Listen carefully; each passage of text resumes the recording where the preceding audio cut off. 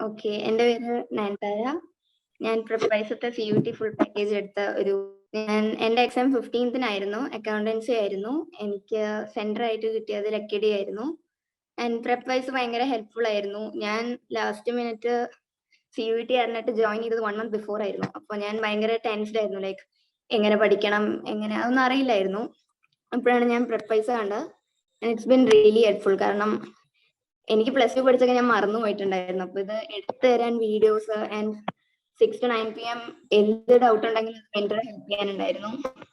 പിന്നെ എക്സാം അത്യാവശ്യത്തിന് കുഴപ്പമില്ലായിരുന്നു. കൂടുതലും പ്രാക്ടിക്കൽ ക്വസ്റ്റ്യൻസാ വന്നത്. CUET-ന്റെ മോക്ക് ടെസ്റ്റ് യൂട്യൂബിലുള്ള, പിന്നെ ടോപ്പിക് ടെസ്റ്റ് ഒക്കെ ഭയങ്കര ഹെൽപ്ഫുൾ ആയിരുന്നു. ടോപ്പിക് ടെസ്റ്റ് എടുക്കുമ്പോൾ മാർക്ക് കുറവാണെങ്കിൽ വീണ്ടും വീണ്ടും എടുത്ത് പിന്നെ ഇമ്പ്രൂവ് ചെയ്യാൻ കുറെ പറ്റി. ക്വസ്റ്റ്യൻസ് കൂടുതലും പ്രാക്ടിക്കൽ ക്വസ്റ്റ്യൻസ് ആയിരുന്നു. പിന്നെ ഒരു 2-3 ലെസണിൽ മെയിൻലി കോൺസെൻട്രേറ്റഡ് ആയിട്ട് എളുപ്പമായിരുന്നു. കൂടുതലും തിയറി ക്വസ്റ്റ്യൻസ് ഭയങ്കര കുറവായിരുന്നു. കൂടുതലും പ്രാക്ടിക്കൽ ക്വസ്റ്റ്യൻസ് ഒരു ഡിപെൻഡൻസ് കൊണ്ട് ലെസൺ ഉണ്ടായിരുന്നു. അപ്പൊ അതിന്റെ കുറെ ക്വസ്റ്റ്യൻസും ഒരു 5 or 6 വന്നിട്ടുണ്ടായിരുന്നു, ലൈക്ക് സെയിം ആയിട്ടുള്ള. ബാക്കിയൊക്കെ കോൺസെപ്റ്റ് ബേസ്ഡ് ആയിരുന്നു.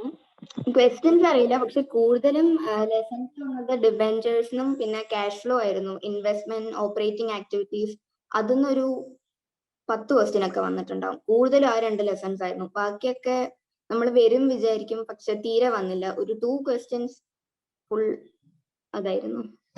അതെ, എല്ലാം അത്യാവശ്യത്തിന് എളുപ്പമായിരുന്നു. ഞാൻ വിചാരിച്ചു ഭയങ്കര ടഫായിരിക്കുന്നു, പക്ഷെ എളുപ്പമായിരുന്നു. കൂടുതലും ടോപ്പിക് ടെസ്റ്റ് ചെയ്യാ. ഇപ്പോ ചേച്ചി പറഞ്ഞ പോലെ അന്ന് പറഞ്ഞിട്ടുണ്ടായിരുന്നു, നമ്മൾ എത്ര പഠിക്കണമെന്നല്ല കാര്യം, എത്ര ടോപ്പിക് ടെസ്റ്റ് എടുക്കുന്നു. അപ്പൊ ഞാൻ ചെയ്തത് തെറ്റല്ലായിരുന്നു. ഞാൻ തീരെ ടോപ്പിക് ടെസ്റ്റ് എടുത്തിട്ടുണ്ടായിരുന്നില്ല.